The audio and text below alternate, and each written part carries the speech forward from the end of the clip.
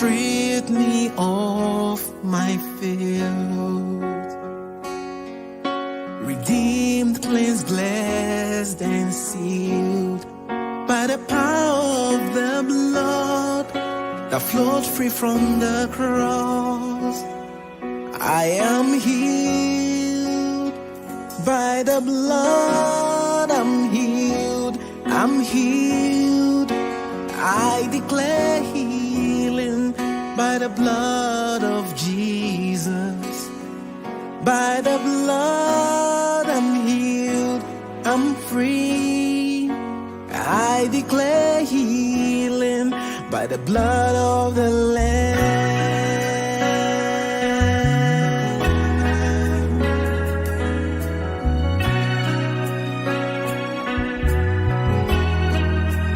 Help me sing it. The blood that sets me free.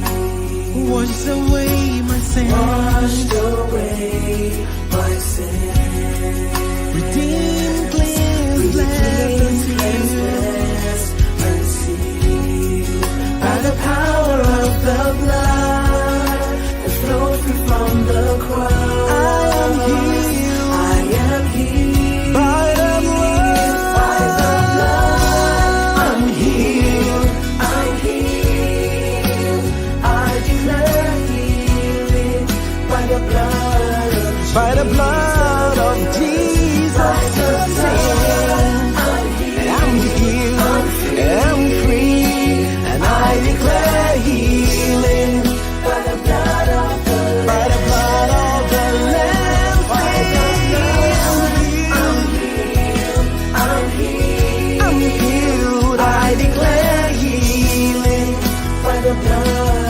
By the blood of Jesus,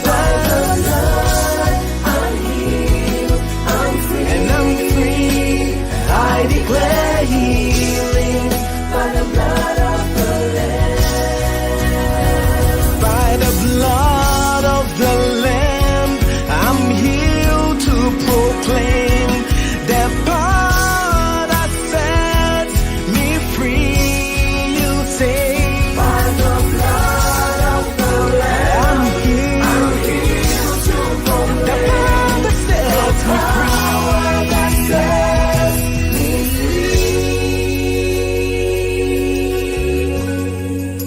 The blood of the Lamb, the blood of the Lamb, the blood of the Lamb, the blood of the Lamb, sing. The blood of the Lamb washed my sin, set me free. Speaks victory, seals and heals, create a new living way. The blood of the Lamb.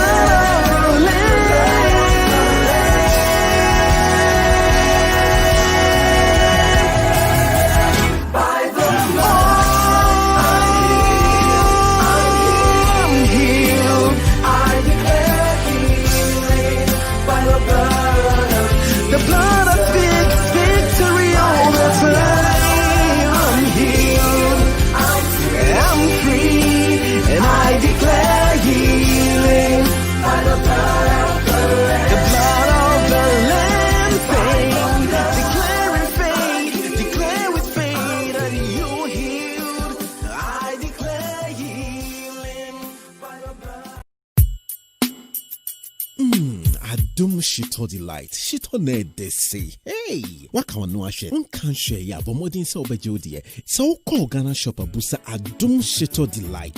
So peneduo to a phrase 07985279891. No more rain fee. Say Adum Shito Delight in Kenya in the one. Ah, in CPC.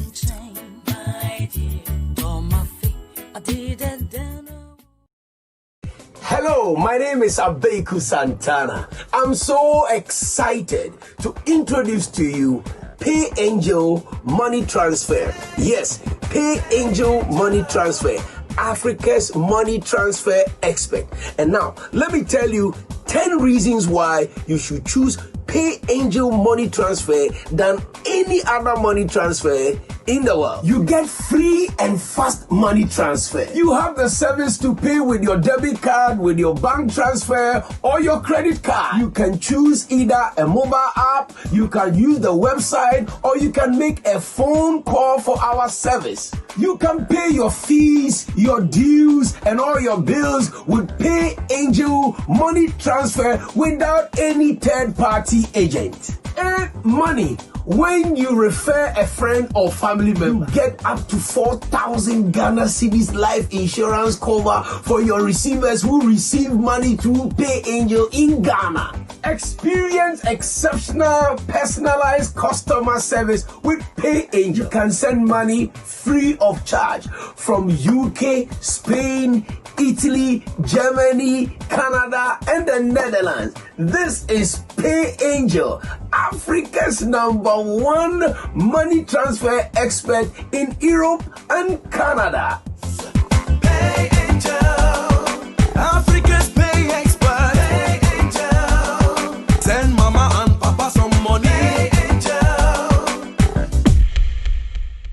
Hello, are you there? Did you know that a lot of people spend time on social media these days? Yasi nyina baye bako. Free and kind de kopim kumase. Obuase tamale takra de takwa. Kofodia hosunyane, Cape Coast, and even Europe, America, Asia, any Antarctica. Enunti de kaya market ebrewo. Ane eye kaya market. Weye online marketing, digital social media marketing. Ejuma be na woye, eniema be na woton. Kaya market ebeba wonchen wa betwetwe nkomo. Yebe bisa wo customer said ye wadwuma tie. Ye ni industry expert in swat twetwe wadwuma ho nkomo. Ye wi ani atoa pete internet so Facebook, Instagram, Twitter, and na YouTube. Social media marketing eye fast, eye easy. Resource nkwa. Frekaya market was 0207 150 150. Kaya market ejuma nkwaso nkwa. Hi, hello. I hope you can hear me loud and clear. Good afternoon to you. Welcome to Chat with Daniel Dadson. Another Sunday is here. Thanks be to God for another opportunity to bring you another exciting edition of the show. Well, how have you been doing? I hope you are doing well. You're keeping safe. You are adhering to all the protocols associated with COVID-19. But I know you have defeated that in Jesus' name, because he who lives in you is greater than he who is in the world. And yes, Bible says that, the word of God is healing and is life to you. So yeah, you need to make sure you are walking in that revelation daily. But apart from that, still working in faith, you do what you need to do by making sure you adhere to all protocols. Well, I know you're safe. Welcome. Now, last week, it was an explosive conversation. I had lawyer Ace and Kuma, I had Ninoy, and Mr. Kwesi, who helped us to understand some very intricate issues as far as copyright is concerned. Now, today, I'm back to my profile conversation. I love that so much because I get to have a chat with some of the hitherto unknown, maybe to you or to me, unknown gospel artists, some of the people who are doing amazing things. Now, my guest today, I remember a couple of days ago, I jumped on Facebook and I did a live session trying to just sample some female artists that I have chanced on YouTube. So I listened to her song. I had heard her in a couple of interviews. I'd heard her songs, her song actually one, let me confess, but there were others as well. But after listening to her, I just said that, you know what? I think that she is one of the 4 top female gospel artists in Ghana who have not been paid attention to by paying attention to them, I'm talking about mainstream media making sure that we focus on their music. There are times that we are very comfortable with the artists we know, with the songs we know, and those are the ones that we keep focusing on. But there are some who would be somewhere in the middle belt, hidden, and we've not paid attention to them. I tell you today, my guest is one of those. She is an amazing minister of God with a immense talent. Yeah, so you get to know what I'm talking about. Now, I was meant to have another gentleman with her, but unfortunately, would have to reschedule his time on the show today. But before I do that, let me play you. I'm just see if I can play. I wasn't able to get the video on, but let me see if I can just play you a little bit of her track before I bring her on screen live. So let me know. Let me know if you can hear the song. It should be in the background right about now.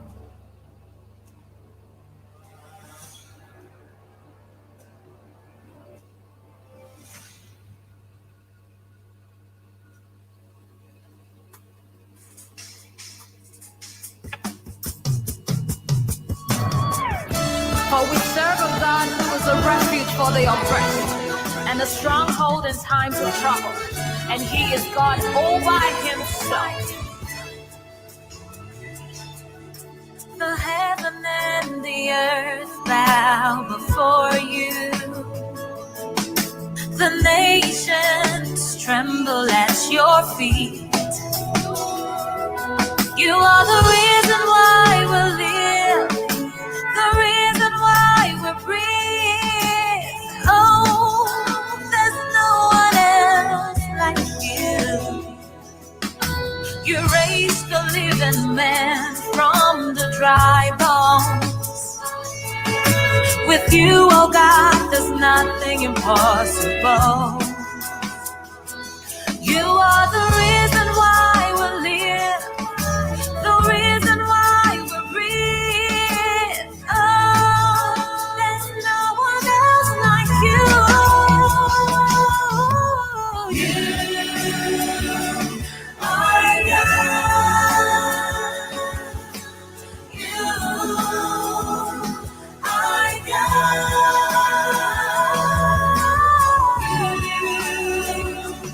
are God. There's no one else like you. You're alone, oh God, yes you are. You got it. Like you love. You are God.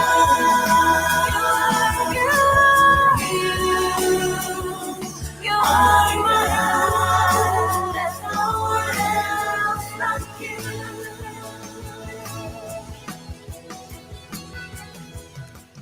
Hello, Queendalyn. Hi, Hi. Dano. Hello. Good afternoon. Good afternoon to you. Well, the way you are even moving to the song and nodding tells me the lady who did the song is in. How are you doing, actually? I'm very well, thank you. What about you? I'm blessed. I mean, I'm so excited that you've made time to join me today. And I should say thank you for taking time out of your busy schedule. Hey, thank you for having me. Thank you. I totally appreciate it. Good. So, you know what? Let's start by it's actually I've not started a show this way before. Playing a song in the background. So, this is a first on Chat with Daniel. Let's talk about this song. Let's start from Wow. there. Yeah. Mhm. Tell me about this particular track. You Are God. How did it all start? How did you put it together? And why have you waited all these while to bring us this amazing song? So You Are God came in 2015. I was going through, life's hurdle. I was going through a phase, a really dark phase in my life. And at that point, I kind of was throwing tantrums at God and blaming God for my problems. Foolish me. Um, so it was one of those days I was just there in my mood, like, don't talk to me, God. I'm not talking to you too. Like I was fighting God.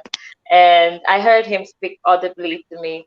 And it was like he was reassuring me of who he is, reminding me of who he is. And so I took a pen and I wrote it all down. And yeah, I think 3 years later, I was just going through my stuff and I saw that journal. And I said, oh, let me look at the songs I even wrote in this journal. And, I just went through it again. then I stumbled over this again, and I was like, okay, so it was just a few words. It wasn't the full song. So I thought to myself, you know what, someone out there could actually be doubting God. You know how we have so much prophecies over our lives, and then we become impatient with God and think like, my current situation is opposite of what God promised me, and we begin to doubt the word of God. So I thought, you know what, let me add more words to it and make it a song. And then I did that, and we recorded the digital version in 2019, and then we recorded the live version this year. Okay, so with the digital version, so you mean that you kind of went into the studio and you put it together, but the live version, that was where you got the whole band together and Yes, played it. That's what it means. Okay, yes, how that's what it means. how was the experience like after Um, after going through those motions and now seeing what you had in mind, what you had been inspired actualize? What was the experience like when you were doing the studio sessions and all those things? Scary. It was quite scary. Dano, I started doing music when I was 13, and I'm sure you've heard or you've learned that I did BBing. I was a member of a couple of bands. I backed up for a couple of legends in the gospel industry as well as I grew up. And so I went out of the music scene for a while. um, yeah, I disappeared for a while. And so coming back as a solo artist, it was quite scary. A lot of times I would second guess myself. But I'm thankful that God gave me an amazing management, because even on days then, now I'm fine. But then when I'll feel like my sound is not the African sound, I'm not sure. Those were just me making excuses because I was afraid. They were always there to push me. They were always there saying, "Listen, we believe in you. You can do it." Da da da da da da. Where we didn't get it right, and they try to brush it up a little bit or give me more time. But then, yeah, I wouldn't lie. It was very scary. No, I wasn't scared to sing. It was just, I'd been out of the scene for a while, and whilst I was out of the scene, I was getting a lot of pressure from people I had worked with, like, "What are you doing? Why are you quiet? What's happening with your music?" So coming out, I just felt like, the sound had changed. People sounded a little different, would people accept me? It's just all that. But it was scary, but now we thank God I had to take that step. That's interesting. You mentioned the African sound, and I'm curious. Yeah, I'm so curious about that because I remember when I had the opportunity to um, become exposed to what we term contemporary gospel praise and worship. Those times there was a lot of the integrity music, Maranatha music, Vineyard that we were singing in our churches. Yeah. And I'm talking about the early 90s right down to the early 2000s. So Hmm. everywhere you go it was. But for the past few years it looks like there's been a change. Now if you go into the church you hear um, praise and worship songs by African artists. And even Hmm. we've been able to export those songs to some of the American churches, some UK churches. So when you talk about the African sound, help me understand what exactly do you mean, and how do you think it has changed over the years? Just like you said, yeah,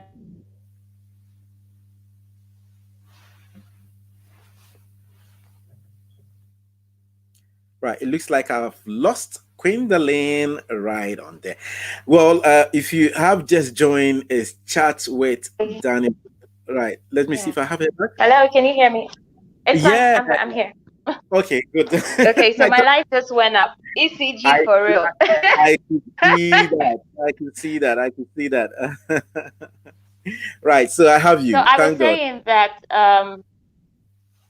yes, I was saying that the sound, we have a way our music sounds, the beat sound and everything. I'm able to do that, but I'm just saying with You Are God, it sounded a bit different. And my background is a mixture of Nigeria, London, and Ghana. And right before I got back into music, my last musical experience was Hillsong London. And Okay. you know that the African sound and the Hillsong London sound is very, very different. So it was more like I wasn't. Okay, my light is back. Sorry. That is what we call doom So song. yeah, it was more like I wasn't sure, or just making sure I sounded a bit, yeah. Hey, Dumso, don't worry. But yeah, the African sound is amazing. I'm one of the people that are really excited about the fact that we're able to push our sound out there. And I know that my subsequent songs would have a bit of the African feel to it. I was just a bit skeptical about this particular one. Mm. Let's go into your background a little bit more. You've mentioned bits Mhm. and pieces of how you started to sing at 13, from age 13, how you've worked with a couple of gospel greats. And I think I've seen a video of you with Sammy Oposo at the Cora Awards in South Africa. I don't know which year that was, but I've seen that. And you've also mentioned that you've worked with Sonny Bad. 2004. 2004. 2004. Woo, that was way back then. So you've also mentioned that Yeah. you've worked with Sonny Badu. Yeah, yeah. So yeah, Sonny is my Yeah. big boss. Right. So talk me through a little bit. How did you get into gospel music with the gift and the talent and how you sound? The default would have been that you would want to explore maybe some reality show that would then lead you into that part where you go into some R&B, some Afrobeat or something. So how come you ended up doing gospel? Wow, doing so. Did you No, hear? I don't know. Did you hear my Okay, question? so yes, I heard your question. I heard your Okay, question. good, Um, good, good. I started singing, like I said, when I was 13, in my local church. Then my family used to live in Lagos at that time, Lagos, Nigeria. So I started in my local church, um, and the church kind of noticed that I sounded different from the kids in my age group. So I would literally be picked up from the children's church to go and do like a solo of a Nicole Mullen song, or Shelley Caesar sometimes in the main church. And right after, I used to do Nicole Mullen, Yolanda Adams, Shelley Caesar, yeah. And then they'll bring me right back. And luckily for me at that time as well, Tim Godfrey was the music director for my church. So he got the vision that he needed to go out and start Tim Godfrey and the Extreme Crew. And so he pitched it to me. I was quite young. So he pitched it to me. This is what I'm thinking, and I want to take you with me. I said, okay, let's talk to my dad. So we spoke to my dad, and my dad got to find out what the perimeters of, being in a band outside the church was. And so, yeah, I could say Tim Godfrey discovered me because with him, I started doing music outside the church. So I was one of the foundational members of his team that exists now. So we were called Tim Godfrey and the Extreme Crew. Yeah. And I'm sure when you saw the Samuel Poso video too, you saw Tim Godfrey as well Yeah, with yes, me. We were yeah. VVing You for mentioned Sammy. that. It was quite a bit difficult to decipher, but because you had Yeah, mentioned, I looked intently, and yeah. Actually, that is Tim Godfrey. It yeah. was. When we Good. looked very hungry. Oh my goodness. So yes, so from team, I started singing with Sammy as well. I did a lot of studio BBs for a lot of people in the gospel industry then. And then at some point, we had to relocate to the UK. And while I was in the UK, I met Sonny Badu through a friend of mine who's also a gospel artist, Mike Aremu. So I met Sunny at a family event at Mike's place, and then Sunny and I got speaking, and okay, so I went to the studio, and then before you do it, I was also in his band, and then I was worshiping with Hillsong London as well. So I was a member of the Hillsong London worship team. Mm. T- How different was, you mentioned that Hillsong is very different, and which we know, but how easily did you integrate into the Hillsong setup, considering the fact that you're an African girl, you've been exposed to the African way, the African music, even the organization of the music and everything. How was the integration like? Even joining wasn't a walk in the park. joining wasn't as easy. Honestly, it wasn't easy at all. We had to go for auditions, and after the auditions, there are lots of people. Like you were going for America's Got Talent or something, and there was a lot of people. And I remember my friend who's Polish. She was in front of the line. She went in, she came out. It was a no. Like 10 people before me was no, no, no, and I was very, No. very nervous. Yes, I was very nervous. So I went in. So before the auditions, they gave us a Hillsong album. Hillsong Live was what was in vogue at the time. And so they gave us songs to pick from the album. So you come and it's just you and an acoustic guitar. So I went in and I chose a song that I thought was very complimented my voice. And so I went in and I did it. I closed my eyes because I was so nervous. And when I was done, they were all like, "Oh my God, you have such a soothing voice." I'm like, hmm? Do you So, remember yeah. the song? Do you remember the Do song? I remember what? Do you remember the Yes, song? I have decided, I have resolved to wait upon you, Lord. It wasn't one of the popular songs for Hillsong, but yeah, I do remember. And so that was how I got in, and I got on the roster. Like everybody, different people rota come through the week. Like not everybody sings at the same time. So when you're on the rota, you're on BB and stuff. Um, Integrating my African sound with that, because I wasn't having to do original songs. It was more like a worship team, you know. Hillsong hardly has a full choir on stage. So it was more like a worship team. It was just learning the songs. And I'm someone that I like versatility. I like to learn people's culture. I like to learn new things all the time. So it was quite easy for me to get, you know, in that space, really. Hmm. That's interesting. How long were you with how long did you do Hillsong? How long were you with them? Hillsong. Okay, so I started worshiping in the church. I was in the church as a whole for about 5 years, but as at the time I decided to be in the worship team, I did Hillsong London for about 3 years. Okay, okay. Wow. Let's come back to your music. It took you so long, you said, to be able to put music out. Yes. Any reason why? Because considering the fact that you had been exposed to other artists who were doing well, you've done BVs, and you were quite exposed to how everything worked. So, was there any particular reason why you did not step out as a solo artist until later? Someone who believed in service. I believe in serving. I don't believe in microwave lifestyle.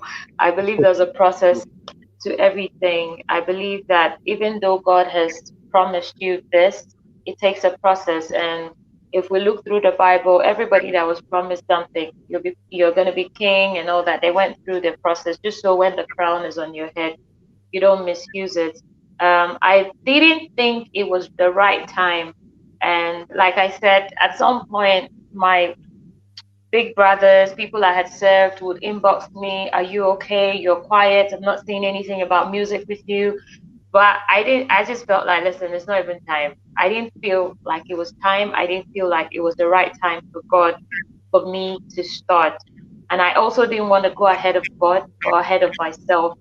But when it was time, I felt it in my spirit, and the process I had gone through gave me a genuine reason to do God's work. So before that time, I didn't feel the time was right. So I just waited for when it was right. How did it feel like when you're waiting and people were saying to you, "Oh, what are you doing with your music? Why are you so quiet? Why are you not out there?" How did it feel like? And did you used to answer them at all? Yes, I would. It was a lot of pressure.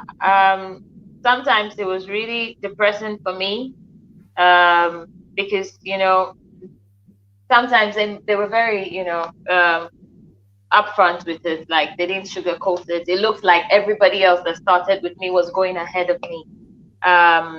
So sometimes it was quite frustrating. At some point, I wouldn't turn on the TV because every time I turned on the TV, someone who was a BV with me is now like a superstar or something. Oh, okay. Okay.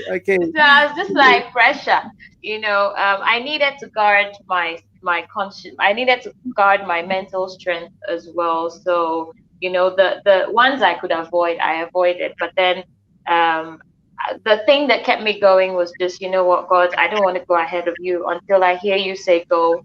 I'm not going to go because I know if I go before you, it's distraction. So, but it was hard. As a human being, you would feel it. Like, Charlie, we all started a race. What's up? But I thank God I'm here today and I'm working at God's pace. That's great. That's great to know. Working at God's space. The reason why I ask that question is that most of the time, like you said, we feel the pressure. You know you are talented. You know that there is a lot you can do. Sometimes the people even behind you, some of them you even might have trained them, and they will be out there in the open doing amazing things, and people will be saying, "Oh, why are you not doing? Why are you not doing it?" It's during that time. It can be quite difficult to decipher where the voice of God is and where the voice of the people is. And you might just do something and you think that, oh, God is actually leading me because everybody is saying that I should do this. So God is actually saying I should do it. But then it may not be your time yet. So that's why I asked that, just to find out how you handled that part. That's remarkable though. But let's talk about another interesting part of you, which is you lived in Nigeria. Are you Nigerian? Are Yes, you I'm Nigerian? Nigerian. You're I am Nigerian. Nigerian. I have naturalized as a Ghanaian. You've naturalized as a Ghanaian, and Yeah. you speak like a British. Do I? I don't. I try not to. I try so hard not to. Don't mind me. Right. So let's talk about the mixture, that mixture and combination, and how it has influenced you as a person first, and how it has influenced your music. So talk to me. How did you end up in Ghana, London? Mhm. You're doing church in Nigeria. How did it all come together? Um. Okay. So naturally, I'm a Niger girl. So naturally, I'll be in Nigeria, right? Which part of Nigeria? Is it Lagos? Is it Abuja? Is it This which question. of the places is it? I grew up in Lagos, but my dad is from Port Harcourt, Rivers State. I don't really know much about my hometown. Yeah. So, Will you believe it if I told you that I grew up in Lagos as well? oh, what part of Lagos? Ikeja, Ogba Ikeja. I attended Ogba Ah, Primary School. so you speak Yoruba? Oh, please don't ask me any question in Yoruba. I've And also forgotten. Yoruba. Yeah, but also Yoruba, no. The only thing I know is bro, Ekaro, and all the greetings. But Typical.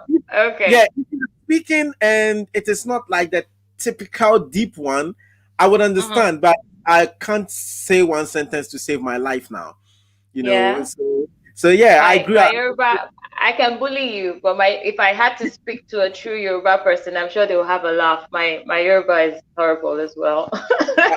You will definitely be better than me. Well, Definitely. fantastic. It was a fantastic time. My early childhood was in Lagos, in Ikeja, and I fondly remember those times where I used to attend Ogba Primary School, and I still remember some friends. But unfortunately, I've searched Facebook and searched, but because I don't remember their full names, I've not been able to reconnect with any of them. Find But them. I mean, Nigeria is a fantastic place. So you grew up there. At what point, what time, and what point did you leave Nigeria? So my childhood was pretty much back and forth, but the most stable years in Nigeria was my late primary into secondary school years. And then I left. I finished secondary school when I was 14 and a half. Um, so yeah, I left about when I left. Let me say finally, I left totally when I was about 16, 17 thereabout. And then I went to London, of course, and then I, did my education and all of that, and then a bit of work as well. And then I moved down to Ghana in 2010. You didn't go back to Nigeria. You didn't No, go I back. didn't. Right. Okay. I'm sure that our jollof rice, brought you to Ghana. Oh, Ghana Jollof all the way. Let's not All even the get way. into that. I've been Oh, disowned because of Jollof. good one. Good one. Good one. Good one. Queendalyn, let me Yes. find out how did the various territories that you've worked, how did that, um, no, what I want to actually find out what's the difference? What are the differences in the various territories that you have had opportunity of working musically? So Nigeria, London, Ghana. What is the compare and contrast for you? Okay, so I might not be 100% accurate because, when I started music in Nigeria, I was a bit younger and I didn't quite understand the industry. But from the top of my head, I would say Nigeria has the numbers. Okay. So everything tends to become big in a minute because they have the numbers. You might still be underground and it's very possible to have 20,000 followers because the numbers are there. Right. So, Right. and Nigerians are very passionate about God as well. They like to have fun. So as long as you can, you know how to stir them up, you are most likely going to be successful if you know how to talk to the people and stir them up in the right way, how they want to be stirred up to worship God or to praise God. Um, with London, it's a bit calmer. You are there, so you understand. No. A lot, a lot of the majority of people don't even believe there's God. I don't know how that is even possible because they are the ones that brought God to Africa. So a lot of them don't believe there's God. But with the Hillsong environment, it was a lot of it was so different for me because I like to say that my experience in Hillsong London taught me to see a different side of God. I saw the God that loves me. Before that, I saw the God that, the chain breaker, the prayer warrior, the hey, hit your head on the wall if you have to pray kind of thing. And then I get to Hillsong and it's all just, oh, Jesus, we love you, Jesus. Hey, I'm like, what's going on? Is that how you pray here? So with Hillsong, I was taught about love, about looking at God from the angle of a loving father, understanding him as my dad, not necessarily as much as I fear God, I'm not afraid, like, oh God, if I don't do this, then he'll smite me. That kind of took away a bit of the African mentality of stereotyping God for me. So my experience in London really did help me see the compassionate side of God, and it helped me build a compassionate relationship with people as well. And for Ghana, um, we the Ghanaians are very passionate about God, in a different way as well. Ghanaians are calm. You want to worship God. You want to do things in a certain way. Not too loud, not too aggressive, not too out there. Just very calm. Everything moderately. It's all very different. I'm grateful for the experience because bits and little bits of every all of those three worlds kind of contributes to who I have become as an individual. So yeah. Let's look at the music bit. If you with London, definitely with Hillsong, it's very obvious how the style would be, how the whole music process, formation, and delivery would be. But let's see Nigeria, Ghana, with your experiences, how the musically, how would you compare and contrast? Comparing it's I don't think we're too different. I don't think we're too apart and we're too different. I just feel like we do our research in different ways, and we one industry is a bit ahead of the other. The Ghanaian industry is a growing industry, so we're still experimenting on a lot of sounds.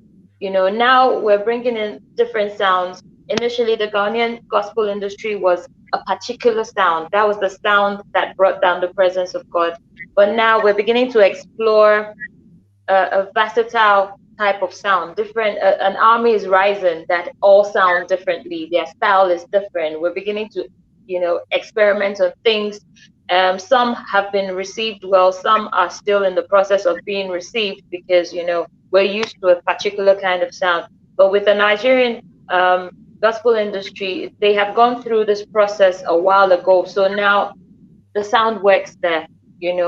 People do rock gospel and is accepted. People do rap and is expected and is accepted. Sorry, people do highlight gospel is accepted. So because they had gone through their own process earlier, because the industry has gone ahead a little bit, the styles and the versatility of the individuals in Nigeria is more accepted than it is in Ghana. And that's only a process. I'm sure in a couple of years from now, the Ghanaians and the Ghanaian industry would go above this. We're just in that process of breaking out. So when people are not used to a certain kind of thing, they tend to not want to embrace it immediately, which is normal. Which is normal. Well, if you have just joined, my guest on today's edition of Chat with Daniel Dadson is Queendalyn Yurgleee. I hope I got the name right. Queendalyn Yurgleee? Yes, you did. You did. Okay, so my guest is Queendalyn, and we are having a chat about her music, her ministry, and there's a lot more that we'll talk about before we leave today's session of the program. Now, if you have joined, you can share the stream. Okay, so share the stream and let others be a part of this wonderful conversation. And your comments are welcome. If you have any question at all for Queendalyn, please put them in the comment box and I'll just display that on screen for her to answer you. She's here. I have her for some few minutes, so she would answer as many questions as possible for us today. Yeah. So thank you very much, and I'm glad that you are spending your time with us and spending your data as well. I'm not forgetting that. God richly. God richly bless you. Queendalyn, let me come back to you. Some people have a challenge when we say gospel music industry because they think that it's ministry, it's service. Freely have you received, freely give. The charge is to go into the world, make disciples of all nations. So immediately we start talking industry and we start talking a bit of commercialization. Some Christians really, really, really have a big problem with it. What would you say to that? You see, I just said that when something is new, when you're used to something and something new shows up, we don't embrace it immediately. And an example is when mobile phones were coming out for the first time. I remember how a lot of people said it was antichrist. All Christians don't use mobile phones. This is antichrist right here. But we're here, we're using mobile phones, right? I feel like we just need to, transparently define what industry is as against ministry. I don't think one clashes with the other. Of my knowledge, maybe there's a different understanding or a different definition of what industry is. Probably when I know what the general industry definition is, I might or might not agree with it.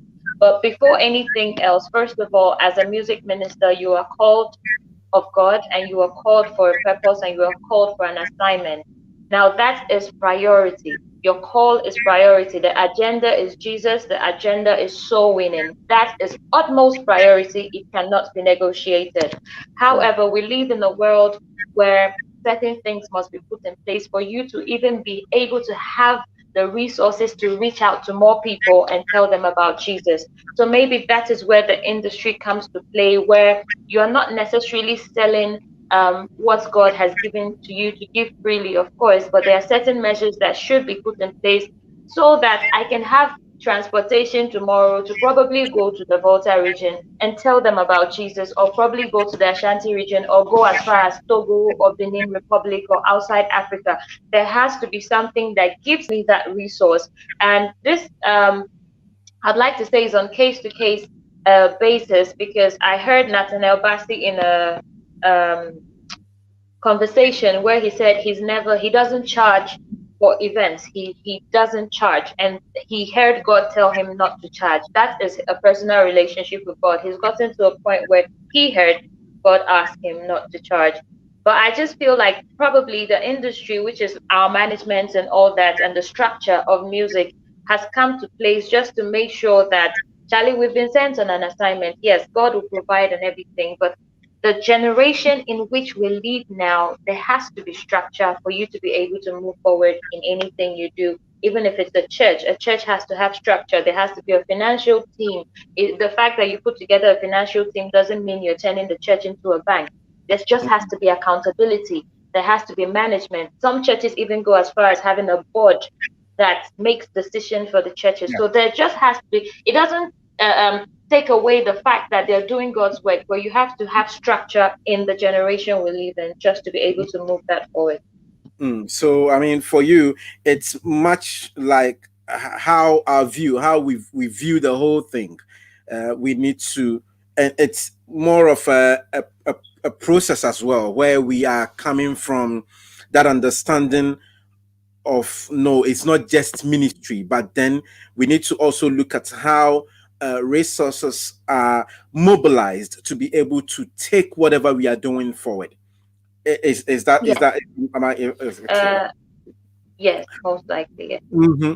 So I remember a couple of days ago I messaged you and I was like, wow, I listened to an interview of yours. You have a team, you have a said you have a band, and you kind of have your own structure that you've put in place to make sure that whatever you're doing is properly delivered. Um,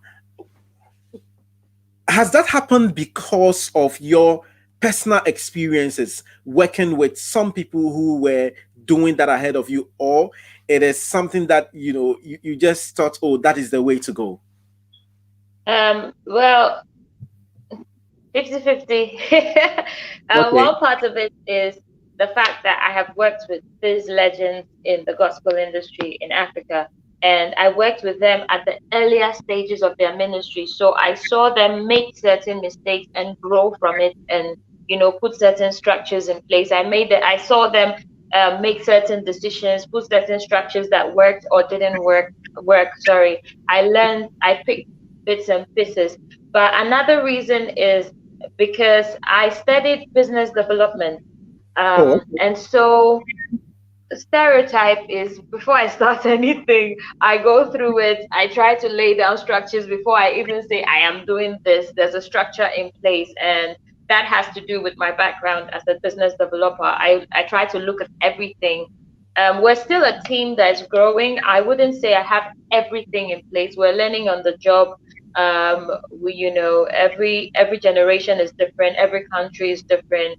Even when you think you know it all, you don't know it all. You'd have surprises. So I'm just really blessed with a group of young people who believe in my ministry and who are willing to just push the work of God forward. That's our paramount priority. We just want to push the word of God and the work of God forward.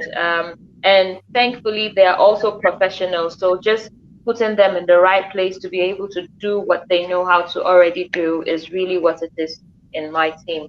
one of the main challenges that what we call emerging artists, or artists who are new, gospel artists who are new, face is the issue of how to finance whatever they do. I'm sure the studio time costs money.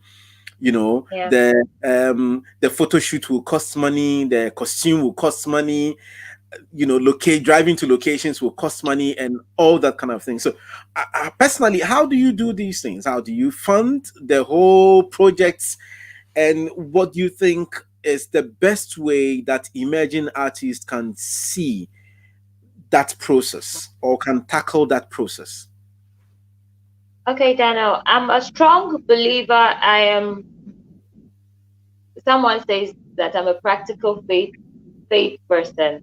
I'm someone that I totally believe the word of God that says, when I seek first his kingdom, everything else will be added unto me. I'm a strong believer of that. I wake up every morning believing that as long as I'm focused on doing God's work, God will do for me what he needs to do for me.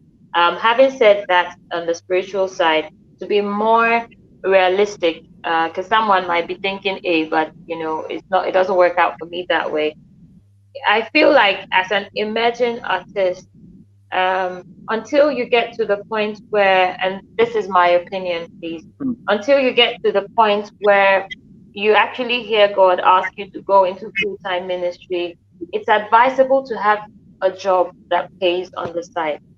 Okay, it's really, even if it's not a job, a small scale business, whatever it is that your hand finds to do, that God can actually use in blessing you to get revenue.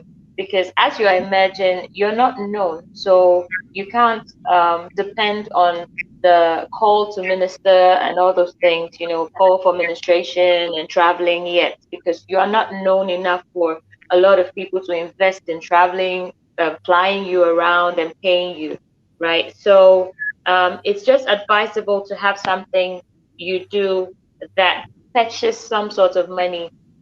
And one of the things I said in before I came out, one of the things I said in my process of learning and unlearning was, I said to God that, Father, when indeed it is time for me, I don't want to depend on my ministry for my daily bread.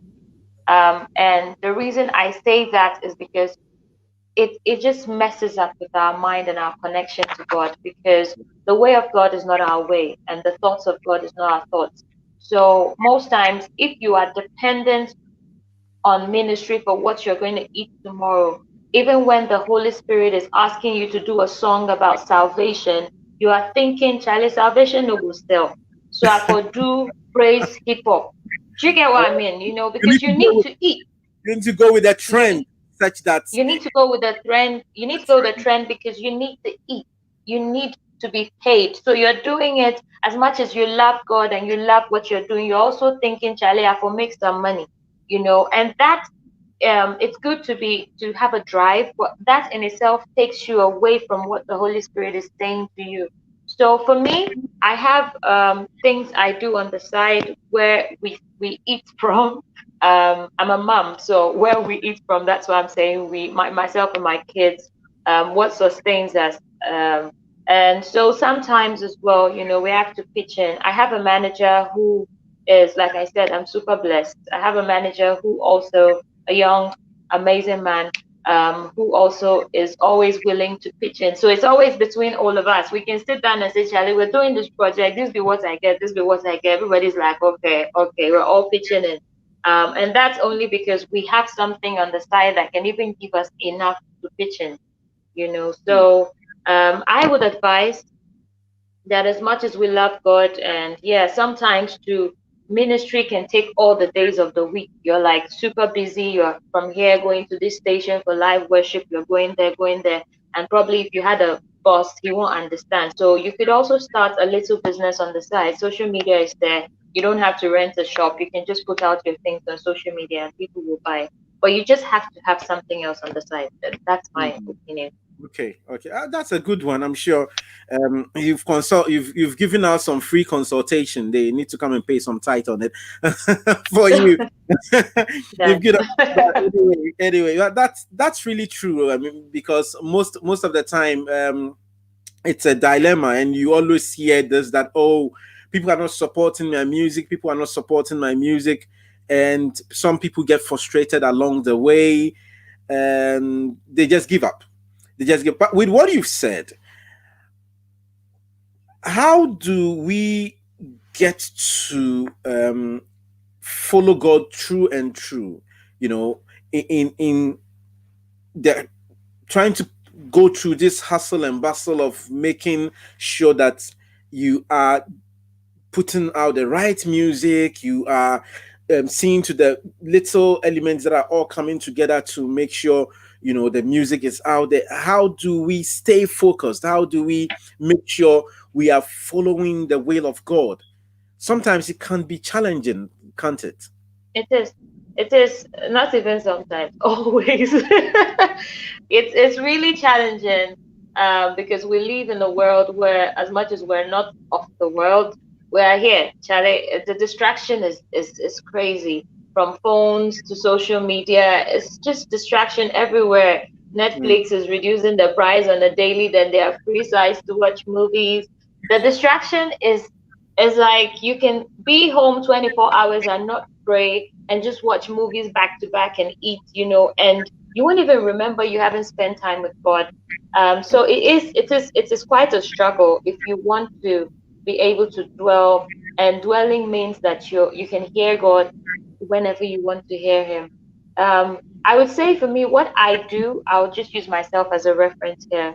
What I do is I make it's a conscious effort. So I have a vision board in my bedroom where I have pinned things to. I open my eyes, and once I open my eyes, it's directly facing my bed. So once I open my eyes in the morning, I see what I need to see, what has been pinned to it. I see, make sure you spend 2 hours with God today, different things. I just pin stuff. Sometimes I set alarms on my phone. I'm just randomly doing something, and my alarm will go off like 12 or 1 or something, and I've set an alarm and I've written 5 minutes prayer. Okay. So I might just walk into the washroom, and it's not easy. I must say it's not easy, but then it has to be a conscious effort. That's because I think we're also used to things just handed to us, or feeling like, oh, God understands, His grace is sufficient. You need to make a conscious effort. Even our Father Jesus Christ made a conscious effort, even when he seemed really weary and he was praying for the cup to pass over him. He had to make a conscious effort to get to the end of it. So that's something we need to practice: discipline and a conscious effort. If you really want to do this for God, if you really want to go all the way hearing God, you need to make a conscious daily effort to remind yourself to spend time enough for you to hear Him. Hearing God, that is very key. That is very key. The next thing I want to find out, dwelling on the hearing God, is now how we write our music. Okay, I've heard you are God. I've heard a song, and I think it's absolutely brilliant.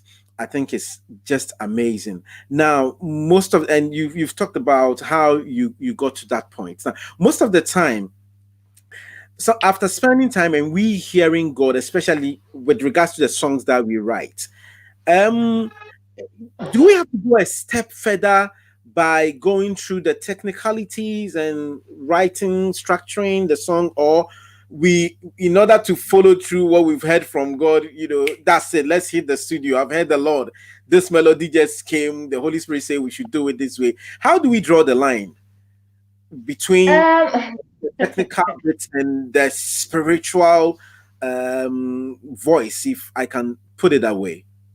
hmm, hmm. This question, dear, we're all guilty. we're, we're all guilty. We're all guilty. I'm very guilty as well. I think, Why, why, why, the why, Bible do says, why do you see it as being guilty? What makes you, or what oh, makes you I think am. that it's guilty?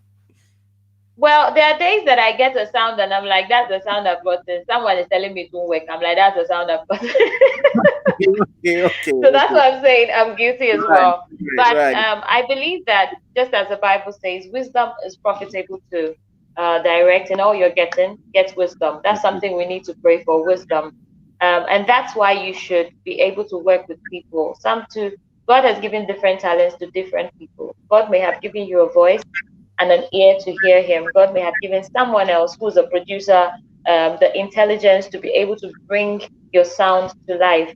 Right. It's about finding. I totally believe that, um, and I may be wrong. This is just me. I totally believe that this life, there's just that one producer that you would meet, and he'll understand your sound. I Just believe that. that one. And Yeah. once you I, meet that I, producer, you stay there. I agree with you. Yes, I agree with because you. I yes, agree with because you. I learned this when I was also growing up. You know the Nigerian singer Asha. She's not gospel. Yeah, She yeah, has Asha. dreadlocks. She lives in France Yeah, Asha. now. Yeah, Asha had this album that she did with a different producer and all the songs. And I think at some point she met with Cobams. He's he and Cobams listened to all the songs and said, "Let me do all the songs again. Don't change anything. Same lyrics. Let's do it again." And they did it again, and that was a hit. The same song, just a different producer. No lyric changed in the songs. And that was where she had the jailer and 360 degrees, everything. All that was done by someone else, and it didn't go nowhere. It just took one producer that understood her sound. And so I feel like when you get to that point where you find someone who understands your sound, be humble. enough to take criticism, be humble enough to learn from them as well. Um, we have another single that we have recorded. I recorded with Osei, and it was quite different. It was a different vibe. And Okay. the way I heard the song was not how they interpreted the song. But then hearing it after it was done kind of just put my vision out. The song is not released yet. We'll release it next year. But what I'm trying to say is sometimes we may get a sound, and it's just like prophecy as well. You may get a vision that you can't interpret. So there's always those people that are able to interpret the sound that you have gotten. You just need to be humble enough to allow them work with you and for you. Mm. Sometimes it looks like the issue of humility is quite a challenge for those of us who are in the artistry space, especially musicians.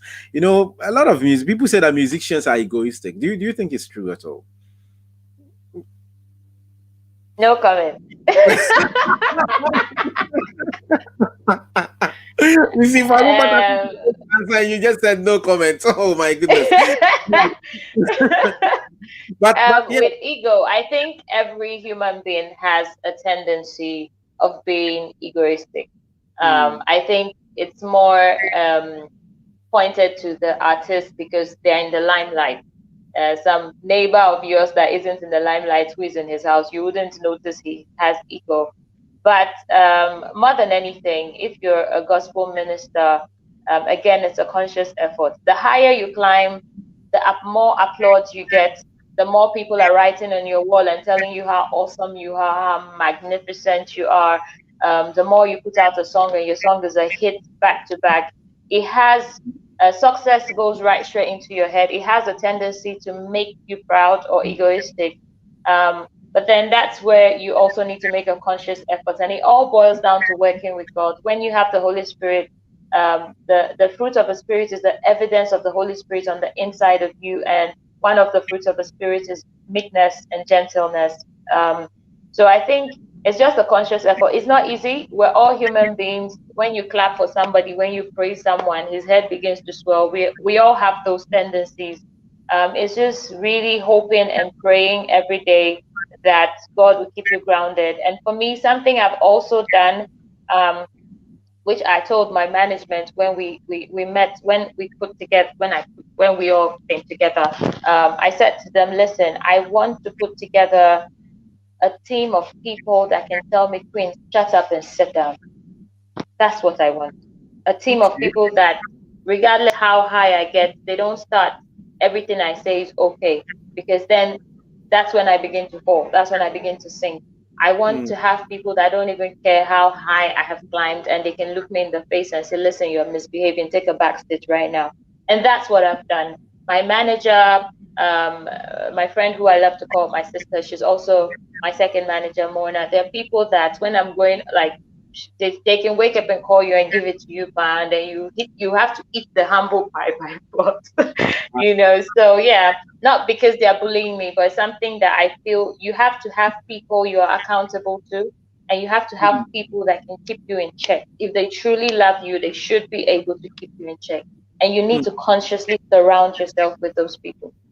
Wow. I mean, it speaks to an Akan proverb, which literally translates that he who is charting the course is not really sure if is a straight line that he's charting.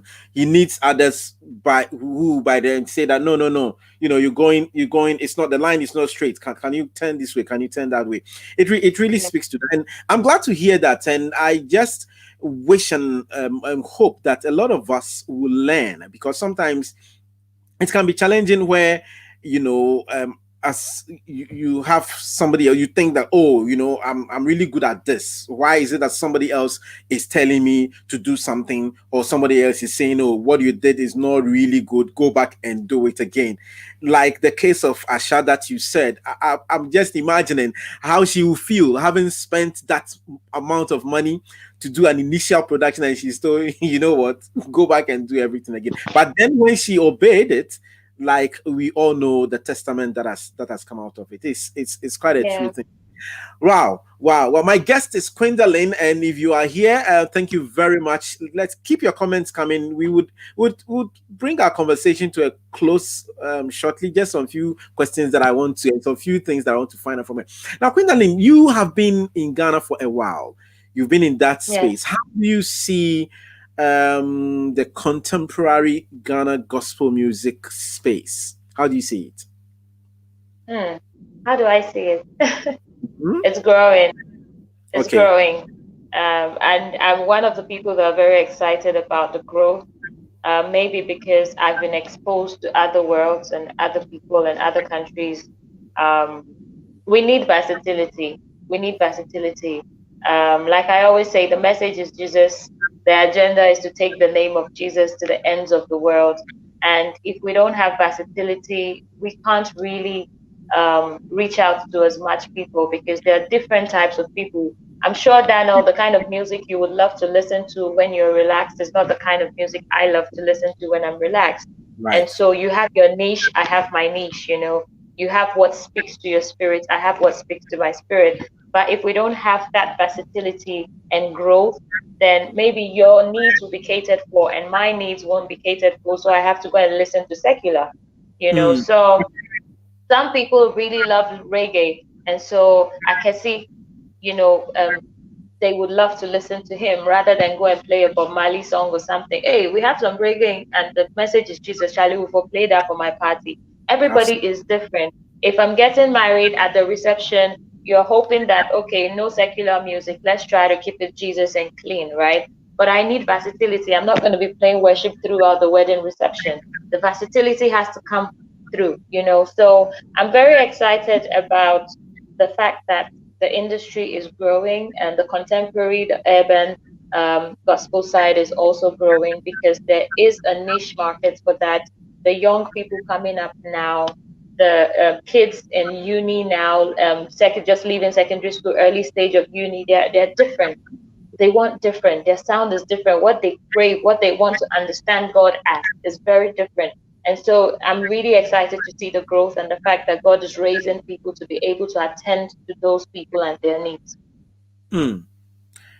Just one thing that you said, and I'm thinking that Queendalyn, the wedding, what do you call it? People who play secular at their reception, they are not going to be happy. Oh. Well, I Oh mean, no, oh David Daniel, I'm not saying it's wrong.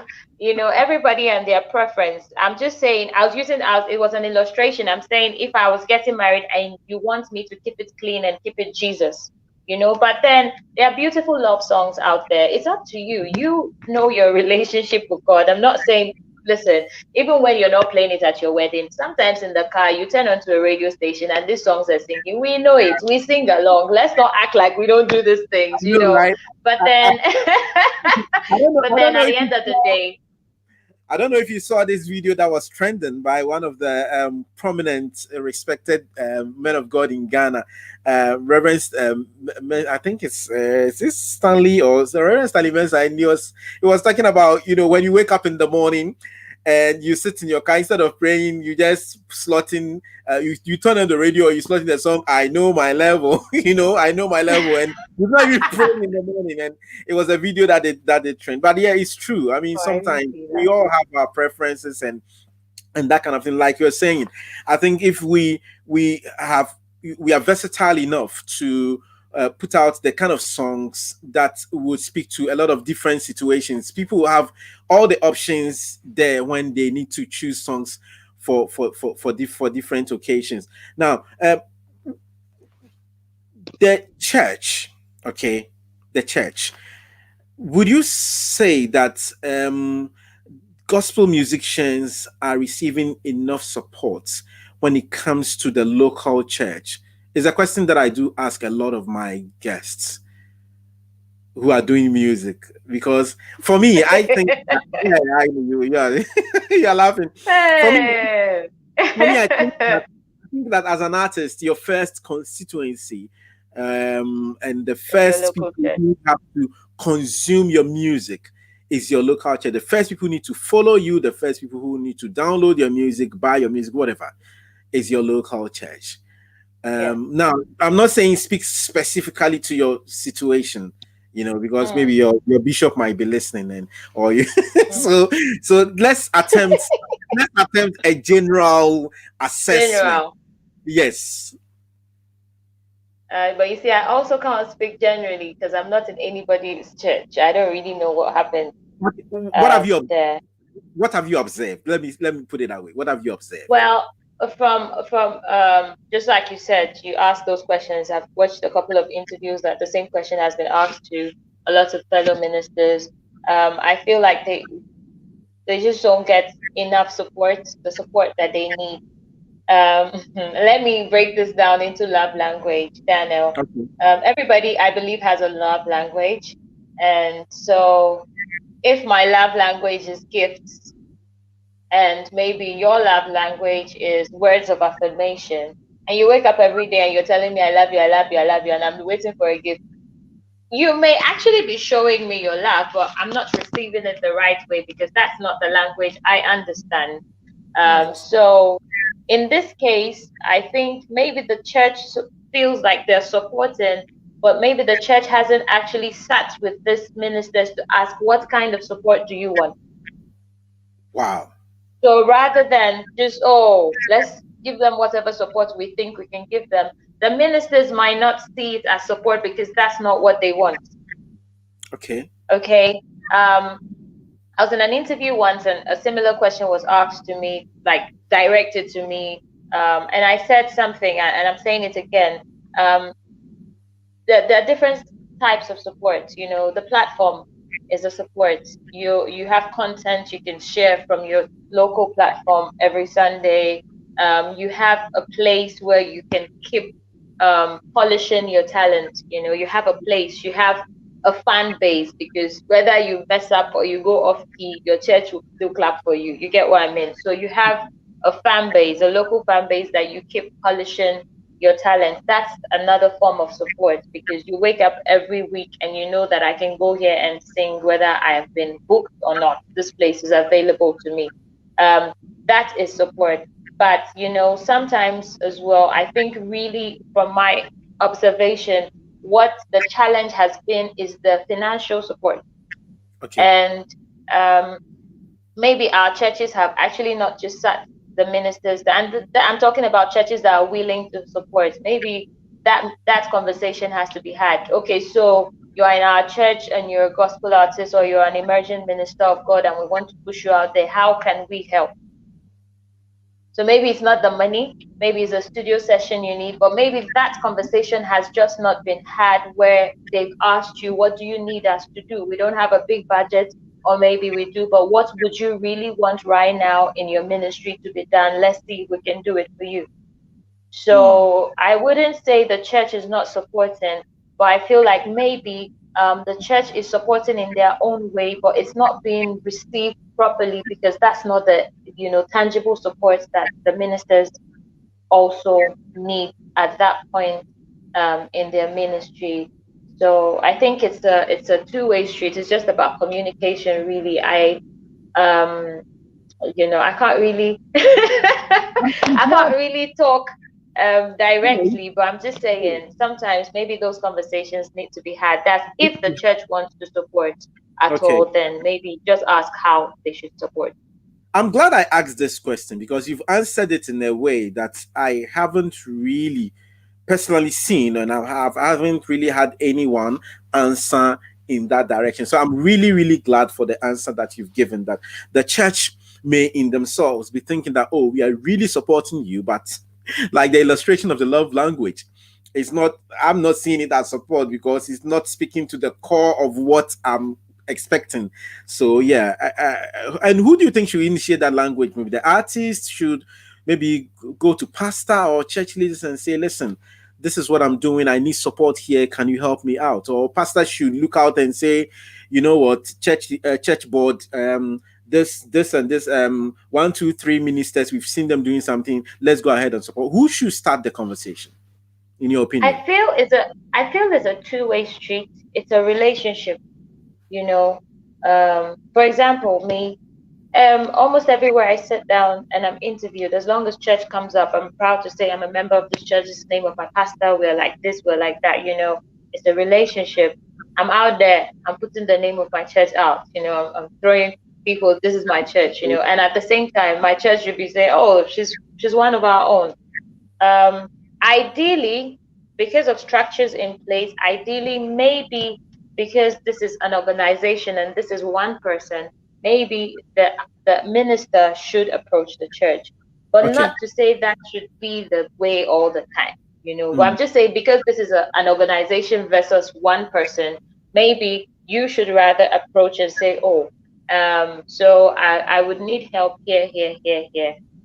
And again, the Bible says, "Ask and it shall be given." You ask, maybe Mm. if you ask, you'll be Okay. given. And if they say no, you've asked. So now you can say that I asked and nobody helped me.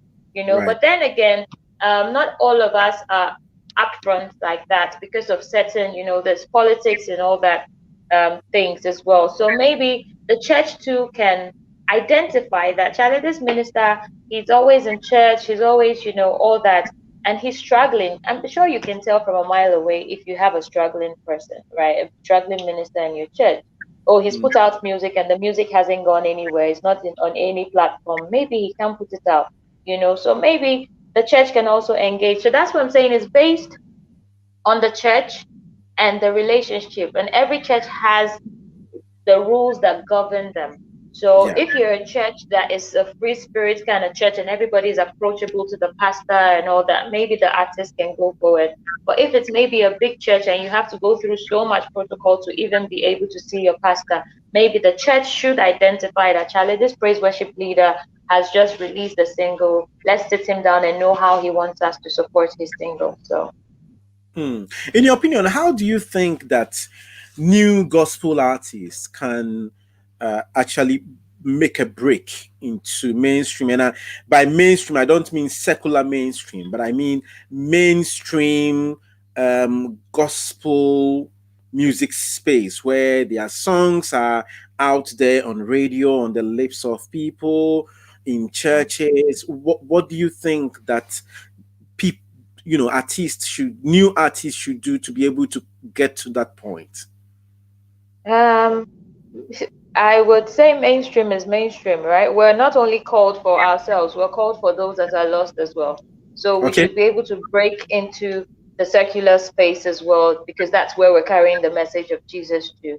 But as to how to break through, I'm still learning on the job. I'm not a mainstream person yet. We're Yeah. all still learning, but You're doing the it's a job. lot of it's a lot of investment, honestly. It's a lot of investment, financial cash investment. But above that, I believe that relationships, would open doors that money was meant to open for you, if you get me. Yeah. Let's be big on relationships. Let's be big on relationships. You never really know. You go to a place, you exchange contacts with people, check on them. Sometimes put your foot forward, introduce yourself to people, build um, relationships that you might not even know. You're just in your house, and someone just feels like, I just like the way this person is, and this and that. Oh, let's give them this platform. Oh, I know someone. But if you don't um, nurture your relationships, then you won't be the first to come to anybody's mind. So whilst we're waiting to make enough money to push ourselves out there, I think relationships are key. Relationships are key. And one door most likely will open another door and another door and another door. So we need to be deliberate about it. Whether you're shy, introverted, extroverted, relationships are key. You don't need to be in their space all day, every day. But if you have the opportunity to have any sort of contact with an influential person that can help your ministry go forward, build that relationship, nurture that relationship. Even if they're not minding you, send them the how are you. They saw it, pepe. They don't have to answer. Just how are you? I hope you had a good weekend. It's okay. Oh, Charlie, we all have to grow from somewhere. So you have to be in that space where, it's just about, I feel like until you have enough money to push yourself, build relationships. It Build works. it. It opens certain doors for you. That's true. That's true. I love that. I love that. Now, I had you share on how you got to record your music video in Dubai, Yes. which, like, I'm sure someone will say, "Oh, this is that she's going to record a video in Dubai," and she said, "Right." So Oh, tell us how you got your first single recording in Dubai. My goodness. So the second single, I don't know where you recorded. Where maybe you'll be looking at. pressure. Oh, I told them, oh, maybe now I'll go to I'll go to No, space. no, you need to go somewhere, New York or something. Well, tell us Let me space. how did you get to recording your video in Dubai? Okay, so my music video, which is a really nice 4G amazing video, is first of all available on YouTube. Back to how I recorded it. Yeah, um, we'll put the link so on the comment section after this broadcast. You go check it out. okay, so we, I said my team, we're like family. We're always around each other's space. We live around each other as well. We're all like 500 meters away from each other. We were just there one evening, and my manager, Andy Champong, decides he's an Ashanti man. You know, Ashanti people, they like big things. So You he like to was there, he flex. was just like, You ah. like to He was flex. there, he was just like, Queen, this video, dear, the way I'm seeing it, foreign land. I'm like, I didn't say anything. Then he was like, Dubai. I was like, huh? I was just like, and you see what I said about you allowing people who know who are professionals in their field handle certain things. Trust Mm. me, we almost had a fight on this one. I was like, I don't like this. I don't want problems with my job. This is too much pressure. If I have to do the first single in Dubai, well, I do the second one. And he was just like, listen, calm down. I'm telling you, we'll do it in Dubai. I'm like, where's the budget for that? Like, I'm not about to raise money for Dubai right now. And the stereotype of thinking Dubai is an expensive country. Well, how are we going to shoot in Dubai? We can't carry our equipment. Now we have to get equipment from there. And he was just like, you just pray about it. I was like, okay. So I prayed about it. My team prayed about it as well. And we just left it to God. If it's something that God wants to happen, me, I think. I'm not going to make an effort. And a couple of weeks later, my manager was like, "Oh, he's gonna check with what's it called? Travel agency. Yeah, a travel Okay. agency. Just to look at the prices of tickets. So let's just look at it so that if we're exercising faith, we would know the We know amount to the put level up. of right? So we will know the level of faith we should be working in. And so, he called another sister, like a Christian sister, and she has a travel agency, and he was like, oh, myself, Queen, and then we were going with my music video director, Pastor Ishmael Achampong, as well. So three of us from here, and then a team would meet with a team in Dubai. And so she was like, oh, what's going on? And he was like, oh, Queen's music video is, and she was like, hey, then Queen's ticket is on me, you know. And he literally called he went to her office, and then he called me from her office and said, she said, I shouldn't tell you. So you're not meant to thank her, but she's just taking your tickets on herself, and I couldn't even say thank you because it wasn't meant to be told to me. Um, and after that, everything just started falling in place. I'm like, okay, at this point, I just need to pack and go, free travel. And so we got on the plane successfully. Everybody left on different days. My manager had to go to Europe for a business meeting, so he came in to Dubai from Ireland, Malta. I came from Ghana. Pastor Ishmael came on a different day, so we all converged at Dubai. And the team in Dubai as well, when we approached them, we didn't know them. We approached them online. This is what we're trying to look at. This is the music video, and this is the music, sorry. And then we created a WhatsApp group. The charge they gave us, it was like that. We're just like, oh, don't worry. Before we get to Dubai, we'll get the money to give them. And before we got to Dubai, Andy had a conversation with them, and they gave a discount. I don't even understand what happened, but look, the price they decided to charge later on, was crazily low. If I had that same amount, I wouldn't get a quality music. I wouldn't get a quality video, Right. And so, I know somebody's trying to call. And sorry. while you sort that out, if you my guest is Queendalyn. Queendalyn Yurgleee, right here on Chat with Daniel Dadson, and thank you for staying with us today. The conversation has been one on her profile, what she's been up to, her music, her thoughts, and how it's all come together for her. I believe that our artists should really, really be supported. And I said, like I said on Facebook, and she see, I'll say it again. I think Queendalyn is one of the amazing ministers of God who we should watch out for in this year 2020, 2021, her new music coming up, and some years after that. I'm very confident that she will be all over the place. And yeah, maybe at that time she would say, "Oh, Daniel is a prophet," but I'm not one. Prophet Daniel. So yeah. So we pretty much shot 2 music videos in 3 days. With the African in us decided that. Yeah, the African in us decided. Yes. Same team. 2 different songs. So basically right now I have 2 other singles that have not been released. I have one that the video was also shot because we were like, you know what, we're here, we're going to use this place, we won't sleep. So night and day we were shooting from location to location. In 3 days we shot 2 music videos at different locations. And so we only released Your God. The other one that we shot is titled Jesus, but that hasn't been released at all. So yeah. It was all God. It was all God.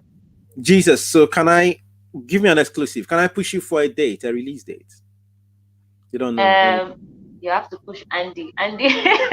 But it's not gonna be.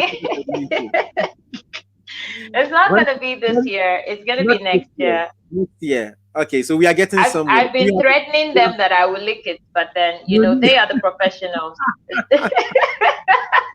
They are the professionals, and they study times and seasons. So if he says next year, we'll just wait. We're almost there. Should every emerging artist have a manager? Should everyone have? Because I asked because you've mentioned quite a number of times in our conversation your team and the work that your manager does. What would you say? Should every artist have a manager? Every emerging artist? I don't. How do I say this? I think it's based on the person. It's based on the person because whilst I was growing up, I worked with a couple of people that didn't have managers, and I worked with people that had managers, and they're all successful now. Okay. They're all very successful now. So I think it's you and your personality and what you can handle. Some people genuinely are natural born leaders and they can't take the back seat at any point in their life. They need to be leading. Nobody should tell them what to do. Some people are like that.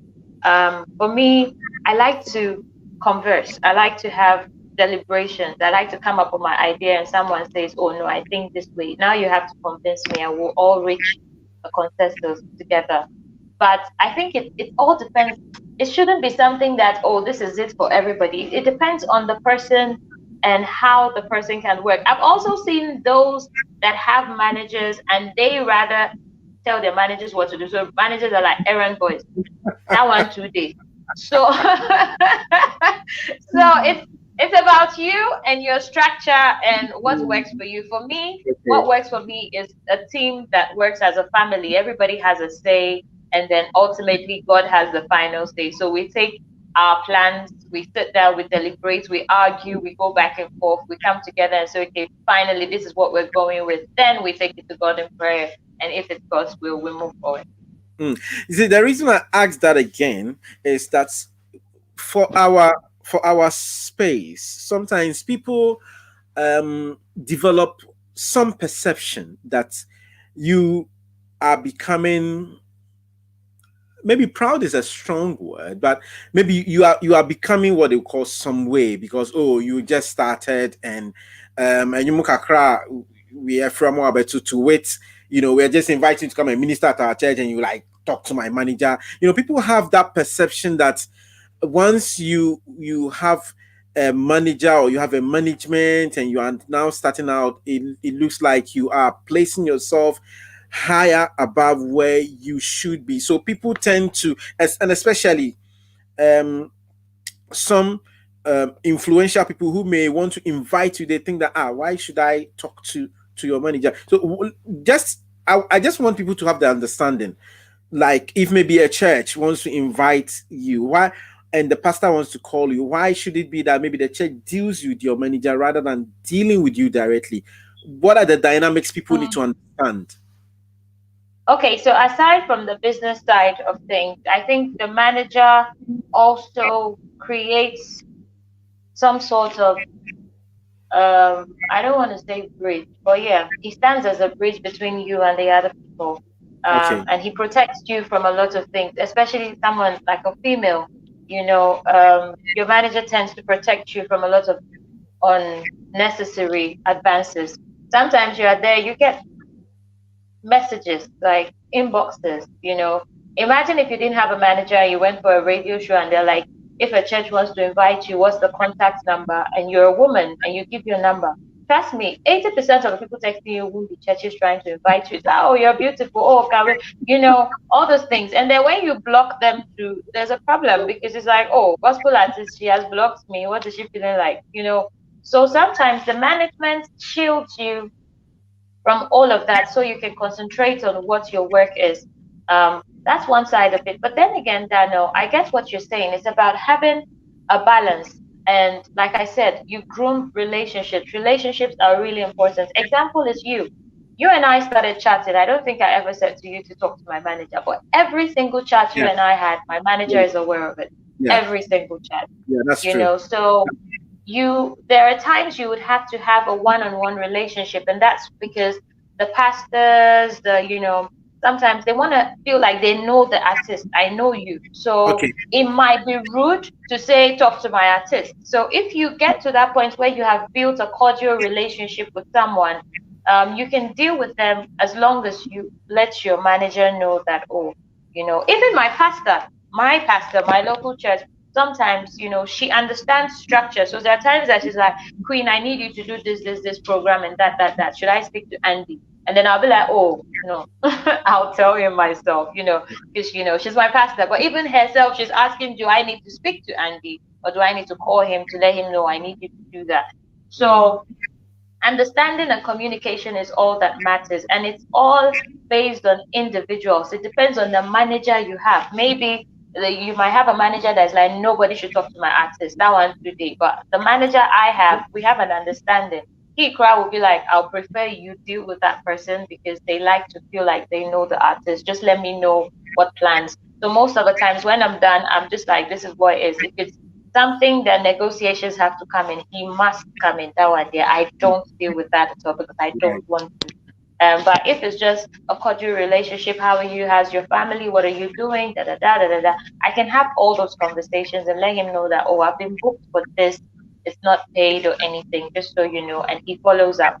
So I think it's just the understanding. Whatever team you find yourself in, it's a family. So just make sure the communication goes round. You're not hurting. You're not stepping on anybody's toes. You're not taking over anybody's roles. In terms of artists being perceived as proud because they have management, I think that is based on, I don't think that's based on just looking at an artist with management. Maybe it's based on experience that people have had. I wouldn't know. Maybe some people are not approachable because manager is there, and the fans, the people who support you want to feel like they know the artist, they can get close enough. You just need to know where to draw the line. So it's all dependent on what team you have, who your manager is, and how you decide to. And if you also decide you don't want a manager, that's also possible. You can run solo, you can do your things. It depends on the person. It just depends on you. Wow, Queendalyn, I'm so glad for your time spent and all the amazing responses to the questions. Now, two things that I'll find out before we wrap up. First one, I think you just mentioned a teeny weeny bit of it. Female artists and the challenges that they face. reality or myth? I mean, people do say that female artists, gospel artists, face all sorts of advances, unwarranted advances from people that are meant to maybe know better. And know better, I mean, maybe people that are thought leaders, church leaders, promoters, and people who feel that, oh, I have the capacity to help you advance to quote and unquote next level, and then they're making undue and unwarranted demands. Is it true or is it a myth? Hmm,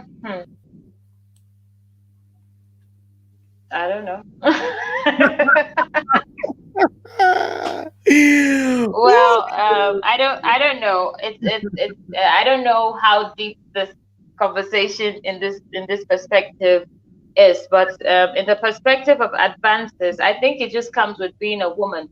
Whether Mm. you are president or you're a teacher, you're a secretary, or Or you're you a gospel Christian, artist, gospel you're artist. a woman. You're a woman.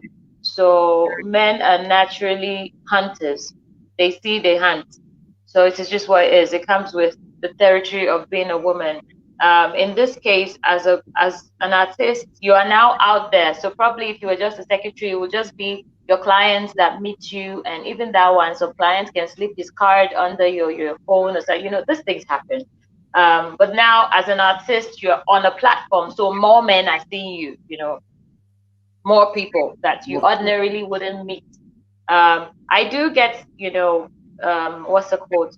Um, Compliments. Oh, hi, just went through your page. You're very pretty. Da, da, da, da, da.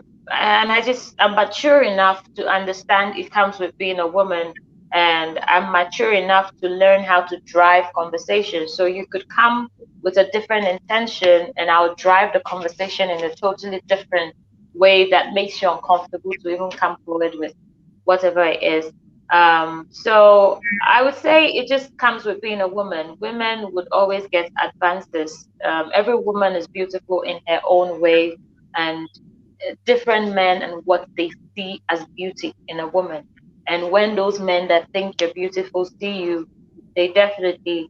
I'm not sure what you mean by men that should know better, because even the men in ministry have to get married as well, right? So if they're single and they've seen a beautiful lady and they want to shoot their shot, they shoot their shot. If you also don't feel like it's the appropriate thing, you should be mature enough to drive the conversation without being rude or insulting to anyone. So I just feel it comes with a feminine terrain, generally, whatever work of life you find yourself. So, one of the ways that female artists, gospel artists in this sense, who find themselves in such challenges to learn how to properly navigate the conversation and make sure it steers away from whatever intention that the person Yeah. has when approaching. Are there any more guards, as it were, that female gospel artists should put up to make sure that they, when such things come up, they are able to successfully navigate their way out of it?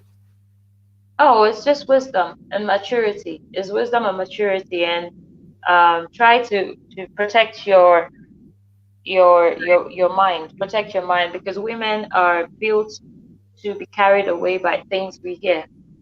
So you just need to consciously protect your mind. And I don't think it's only the women, Daniel. I think it cuts across from the secular to the gospel. Listen, the women artists, whether gospel or secular, your fan base is 60% to 70% men, 30% women. For the men artists, your fan base is 80% women, 20, 20%. In fact, for the men, Christ, 10% men, 10% 90% men. women, Oh my goodness. because that is it. They are attracted to the personality of the person. I like how she carries herself. I like how she dresses. Oh, I like how this guy sings. I like how he looks at the crowd. It's different things that make people follow you. And these are the people that push your music. So that's why I'm saying you just need to learn to protect your mind from listening to things and taking it to heart. Just know what you want. once you, if you, whether you have what you want or you don't have what you want, protect your mind.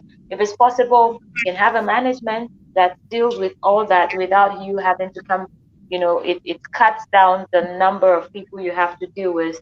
And if you don't have a management as well and you have to deal with that, just be wise.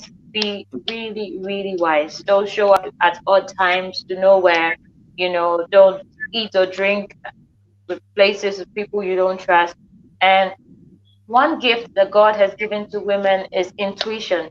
Our Okay. instincts are super, super, super strong, super strong. So just be wise, and Nice. that it's not gonna end. If that's what you're looking for me to say, even when you are 80, some 90-year-old man is texting you, it's not gonna end. So That's interesting. Finally, then your name, Queendalyn Yurgleee. yes. Any mystery around the name? I think I've not heard this name anywhere else. I don't know if other people have heard it or seen it anywhere, or someone else carries a similar name. So, what is the mystery, or This demystify the this name for us? question is the Kokonsa question. The Kokonsa question, you see, you can't have 1.5 hours of conversation without some small Kokonsa. So tell me uh, a little bit, so a little bit. Queendalyn, Mm, my birth name is Queen. My name is actually Queen. Queen okay. Yeardley. Queendalyn came from in secondary school. I used to really like to watch telenovelas, and I think it was either Lady of the Rose or Wild Rose. It was one of them. There's this telenovela that was really famous then, and the villain in the movie is in the telenovela is called Vandalin. Oh, And I remember when I get to school and we're discussing the night before, the episode the night before, everybody hated Vandalin. Like, how could he do that? Da, da, da. And I was the only one that used to be like, hey, Vandalin, he's nice. So handsome guy. So he could never do any wrong. Everything he did was right for me, and then everybody just started calling me Queendalyn, the wife of Vandalin, oh. and then it stuck. But my name is actually Queen, but that Queendalyn stuck, and it stuck to the point where my dad would even be like, Queendalyn. But My dad would even call me that. Yeah. how did your dad get to know that that was the name you're being called in school? How did your dad get to know? Like, Oh no, it stuck to the point where everywhere I went, that was what I was called. Like what you you came off school, and then it got to a point where when you ask me what my name is, I would actually say Queendalyn. Like it okay. just stuck. It's just Uh, stuck, and my dad would even forget and call me Queendalyn, and it Queendalyn. just stuck. But really, my birth name is Queen Yeardley. As for the Queendalyn. Yeardley is Japanese. Okay. Um, and So Suzuki Kawasaki. yeah, yeah, yeah. Okay, okay, all right, okay. Yeah, I understand now. I understand now. You've actually closed the lid on the concern. I'm not asking any more questions. I'm not asking any more questions. Queendalyn, thank you very, very much. I mean, it's been amazing chatting with you. I should say that I've really enjoyed our time this evening. I'm trusting God that we would have the time to do this again. I'm really looking forward to the next track. Andy says that is the first quarter of next year. First quarter of next year, Jesus will be released. Andy, thank you. And thank you for Andy, thank you. Thank it's, you. is that yeah, it is here, right? So, Queendalyn, I don't know what will be your last words. What will be your advice for somebody who is thinking that, listen, I have songs, or I am called to do something. I don't know how to go about it. But since we are talking about gospel music, let's speak to the musicians and the singers who don't know what to do. They feel maybe they are not even good enough. Sometimes maybe they've even brought out some music, 1, 2, 3 singles, and it's nobody think it's good enough. They don't feel accepted. What would you say to such a person? Present, present. If you're not doing secular and you're doing gospel and you know you're called of God, then the presence of God should be priority to you. It should be priority. If you were secular, you can do whatever you like to get the attention. But if it's not secular and it's gospel and you're a minister of God, that means you are serving someone, you are a messenger for someone. You need to make sure that you carry that person's signature everywhere you go. And that doesn't come by just saying, I am Christian, I can sing. That comes with spending time, fasting, praying, um, taking time out to just be with God up to the point where God can actually open up to you, open up realms to you. Presence is really, really, really important. Presence is something that cannot be denied. You know, you don't have to be the best singer. I honestly don't think I am. The generation that is out now, they have a different tune. They sound like there's an auto tune in their throat. I can't even do that. You know, you don't have to be the best singer in the world. Another person is Nathaniel Bassey. I don't think he's the most technical person in Yeah. the world. Yeah. But when he sings, you can see he carries God everywhere he goes. His presence. That's what's most important. So my advice to myself as well as every other minister out there, let the presence of God be priority. The branding, the looking good is good. I do all that as well. It's good, it's nice to look presentable, you know, but presence is absolutely necessary. And for you to hit that realm, you need to spend time with God. There's no shortcut to it. There's no going around it. You will not attain realms. You would not know the heart of God if you don't spend time with God. So let's set our priorities right. Wow. Wow. I mean you've just nailed it. You've said it all. Thank you very much for your time on the program today. I'm very grateful. I mean, I should say that I'm very grateful for your time. I reached out to you and like, let's do this, and you came back and you just gave me the audience, and here we are. And we've spent quite a good time talking about your ministry, your music, and a few other things. And I should say that I'm very thankful to you. So yes, I'm gonna leave you to go, but I'll play a track whilst you're leaving Please, this. can I talk about my song before I go? Yes, please, Okay. please. Where can we find you see, So I got Andy doesn't beat me. yeah. Where can we find the songs? How can we access the songs? If somebody wants to get in touch and invite you, when are you coming to London to minister? All of those. Tell us everything. Hey, London, London, London. I can't wait though. It's just now they have to do coronavirus test for me. It's okay. But then my music is available on YouTube, of course, at Queendalyn Yurgley. You Are God by Queendalyn Yurgley. It's right there.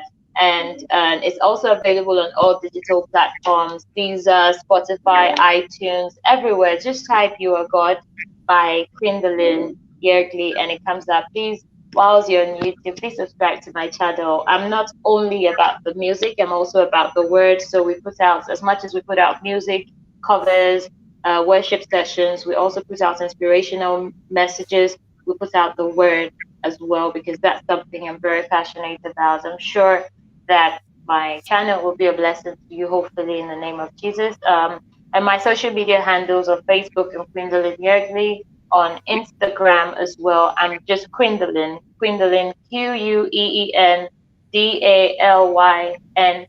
That's Instagram.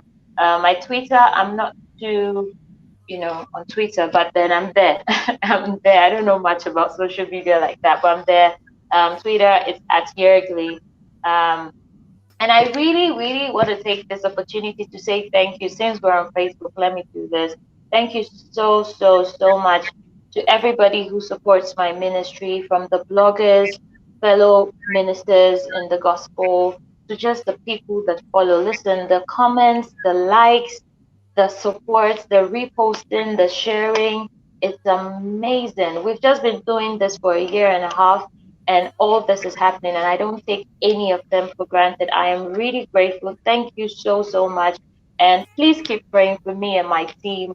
And we pray that whatever work God has asked us to do, whatever time He's given to us to do it, by His grace, we will be able to complete it. And thank you so much, Daniel, as well. Oh, I I'm very grateful. don't take this privilege for granted as well. God bless you. God richly bless you. I'm so thankful to you as well and the team for releasing you to come. Hey, guys, next week, God willing, and Queendalyn, we're definitely gonna bring you back. I mean, we definitely come back and do other conversations later. There's a lot more that you need to share with us. So we'll get another forum and you come and share some more with us. But God willing, next week there is a special one happening right here on Chat with Daniel Dadson. I'll be having Auntie Diana Hobson, and she will be doing the launch of her autobiography. So Wow. the launch of her autobiography right here on the show, live. She'll be connecting with me live from Accra, or is it Tema? And yeah, we'll be doing it live right here with all the testimonies and everything. And yeah, so make sure that you join that one. But hey, I know Queendalyn will be watching. So I will. She will be watching. Well, people, you can hear the song in the background. You Are God. Make sure you check it out. The video, I'll put up the video link in the comment section right after the broadcast. Come back and please go there, subscribe to the channel, and let's share and let's all be a blessing, even as the song blesses us. Queendalyn, God richly bless you. Bless you too. Bye. Bless you. Bye bye. Can breathe. Oh, there's no one else like you. Yeah. You raised the living man.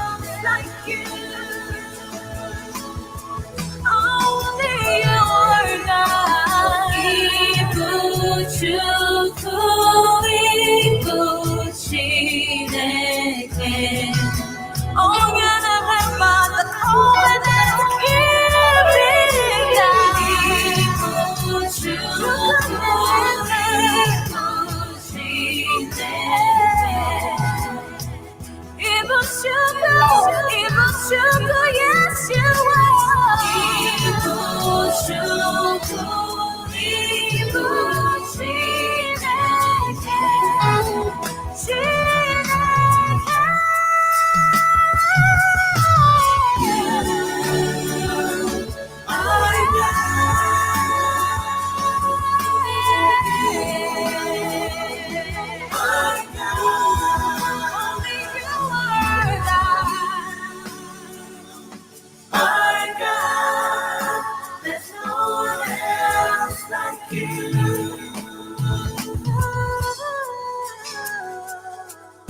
the heaven and the earth bow before you, oh God.